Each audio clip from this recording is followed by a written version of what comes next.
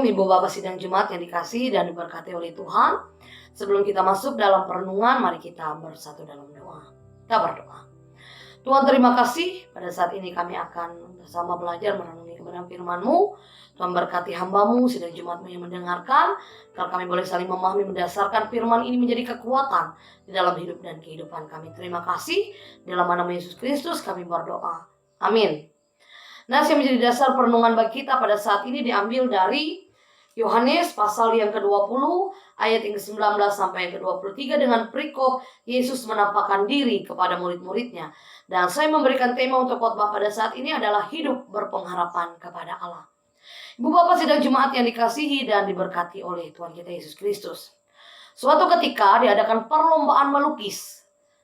Keadaan damai sejahtera dari ratusan lukisan yang dilukis. Akhirnya ada 2 buah lukisan yang memenuhi syarat.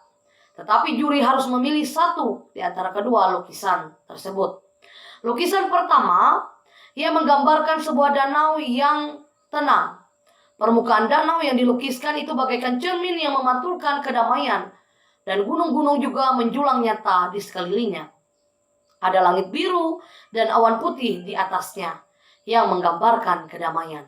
Kemudian lukisan yang kedua, dikatakan di sana adalah menggambarkan pegunungan, namun tampak kering dan gersang. Ya, di atasnya dikatakan terlukis langit menghitam akan tanda turunnya hujan. Di sisi gunung ada air terjun deras yang berbuih-buih yang sama sekali tidak menampakkan ketenangan, ya, atau tidak menampakkan kedamaian. Tetapi ada sesuatu yang menarik dari lukisan ini. Nah, di balik air terjun tersebut ada semak-semak kecil di sela-sela batu. Nah, di dalam semak-semak itu ada seekor burung pipit yang mengerami atau meletakkan sarangnya. Di tengah riuhnya air terjun saat itu, seekor burung pipit ini tadi, ia mengerami telurnya dengan tenang. Nah, dalam hasil yang sudah ditentukan tadi, akhirnya juri memilih lukisan yang kedua sebagai pemenang. Kemudian pertanyaan kita, kenapa bukan lukisan yang pertama? Kenapa lukisan kedua yang dipilih oleh juri? Karena kedamaian dikatakan bukan berarti kita harus berada di tempat yang tenang. Kita harus berada di tempat yang damai, ya. Tetapi kesulitan atau kita berada di tempat yang damai bukan tanpa keributan, bukan tanpa kesulitan, bukan tanpa kesukaran. Damai sejahtera Allah dikatakan ada dalam hati yang tenang dan mengucap syukur meski berada di tengah keributan, kesukaran, kesulitan yang luar biasa. Nah, Ibu Bapak sidang jemaat yang dikasihi oleh Tuhan, damai sejahtera bagi kamu. Itulah sapaan Yesus di tengah-tengah ketakutan yang dialami oleh para murid saat itu. Dan sejak mereka mengalami peristiwa salib dan kematian Yesus. Nah, para murid takut, tetapi kemudian Yesus memulihkan keraguan mereka, ya, dengan memperlihatkan tangan dan kakinya. Damai sejahtera bagi kamu.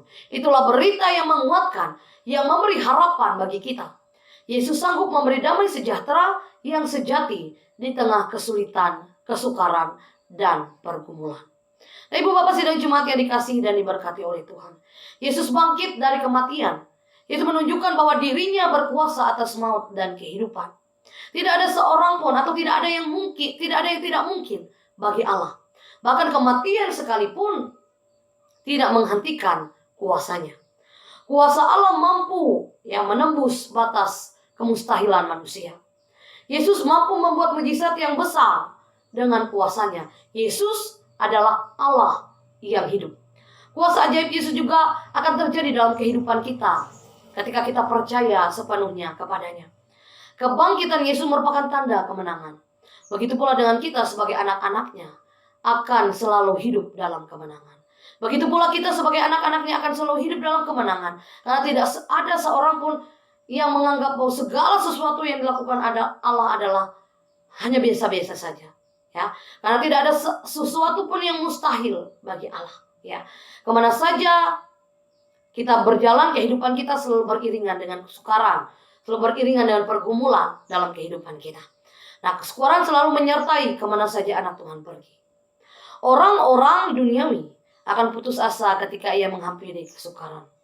Orang-orang duniawi akan mengalami putus asa ketika ia bertemu dengan jalan buntu. Tetapi anak Tuhan akan selalu terus melangkah dalam iman.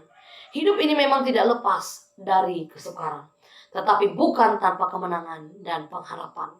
Percayalah bahwa rancangan Allah yang terbaik dalam kehidupan kita. Amin. Mari kita berdoa. Tuhan, terima kasih atas firman yang kami dengarkan. Ajarkan kami untuk tetap berpengharapan kepada Allah dalam hidup kami, walaupun dalam kesukaran, kesulitan, pergumulan yang kami alami. Kami percaya Allah akan senantiasa memberkati hidup dan kehidupan kami. Amin.